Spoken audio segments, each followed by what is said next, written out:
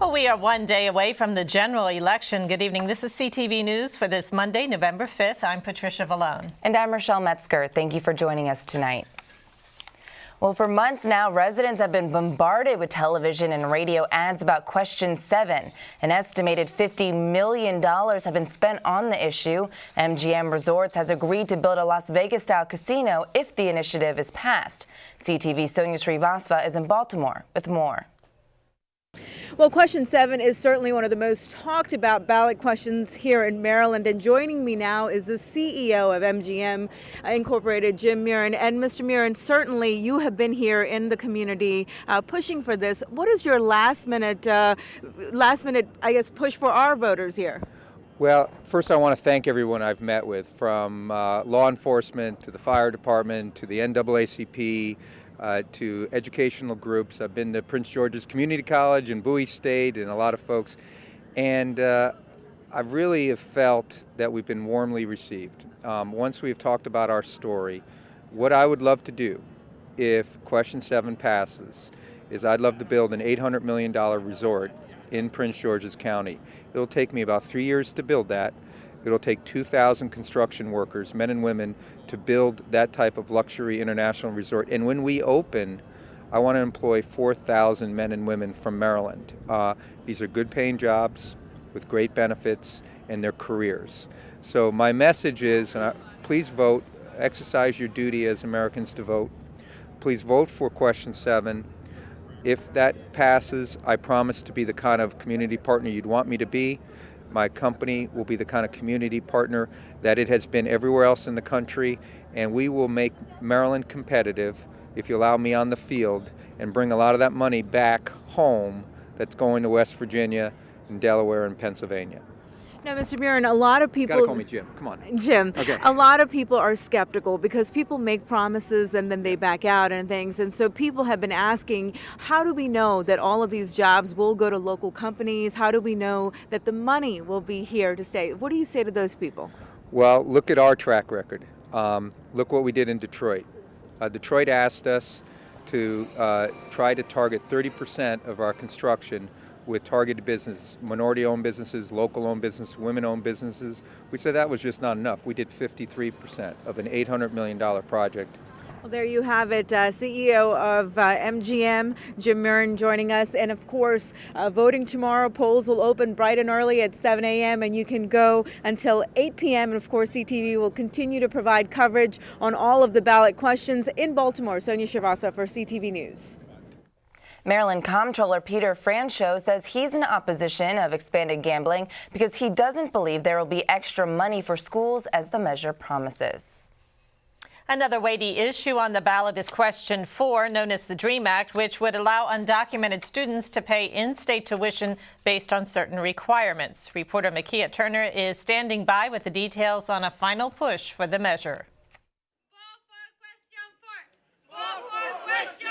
Well, with the election being just hours away, hundreds of advocates for Question 4, the DREAM Act, rally here one last time outside of Montgomery College with testimonies and many reasons as to why they think you should lend your support for Question 4. I think people should vote for the DREAM Act because this is an investment for future generations. I personally have been waiting 4 years. I graduated in 2008 and I still haven't been able to get in college yet. And if by tomorrow we know it will pass, and I know I will be going to college by then, and my dream will come through. So I'm really, really happy, and I encourage people to vote for this by tomorrow. We really need support for this, and it's for the best for the future generations in Prince George County in the state of Maryland.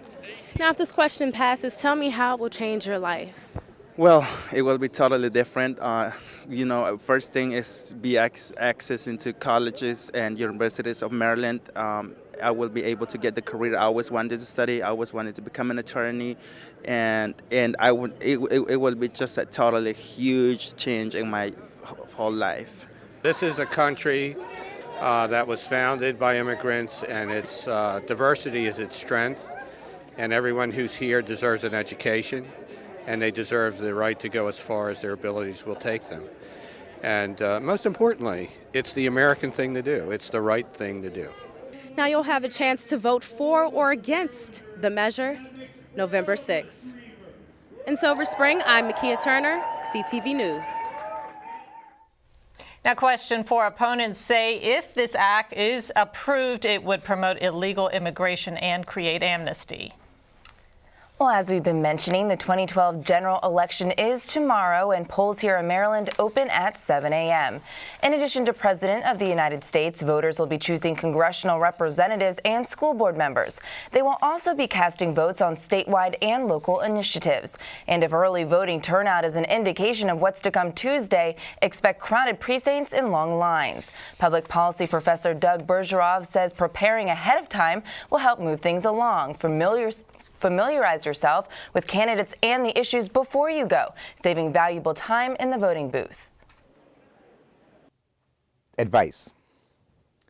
If you have a position, one way or the other, whether it's for civil marriage, against civil marriage, for the DREAM Act, against the DREAM Act, for the judges in the Orphans Court to be lawyers or not, you can usually get a little summary from the League of Women Voters or from the people in favor or against those provisions.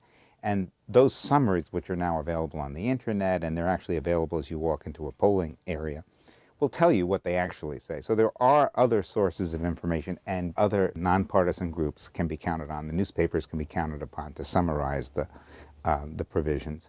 And then the pros and cons are available.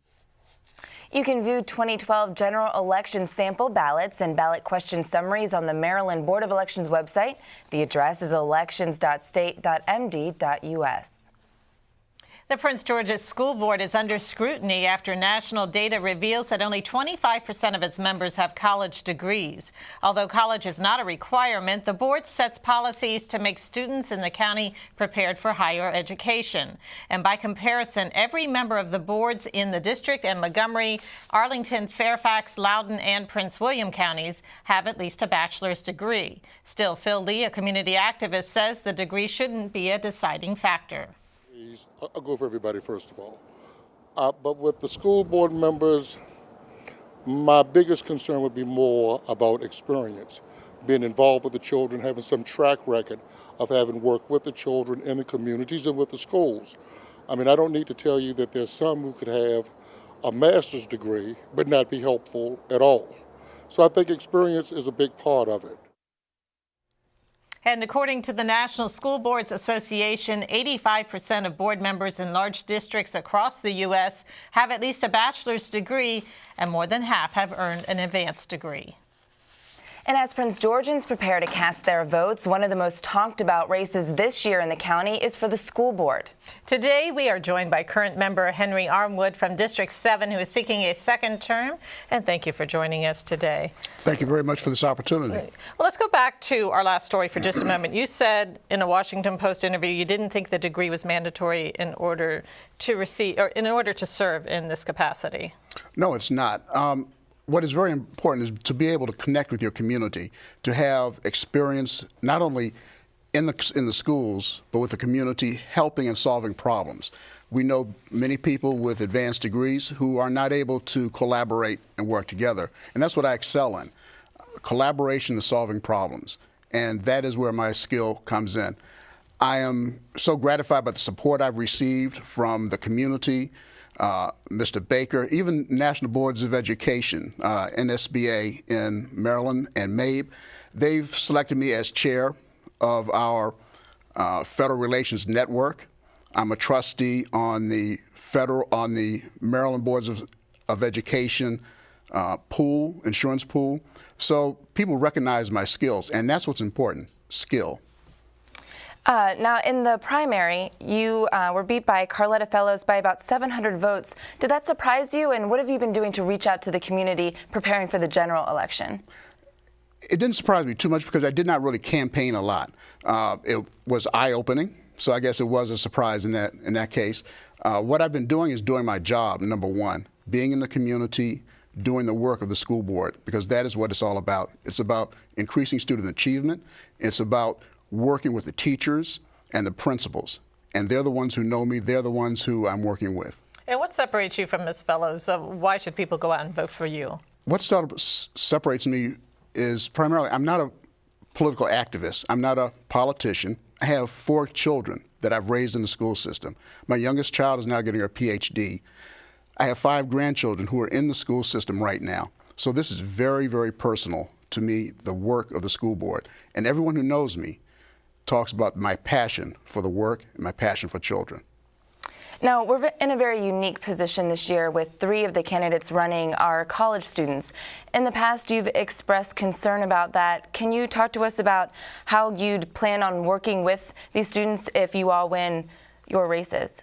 I don't have any problem working with the students. I think our students have great ideas. Some of them grasp the issues better than the professional legislators. The problem comes in is when you have to deal with issues of life experience.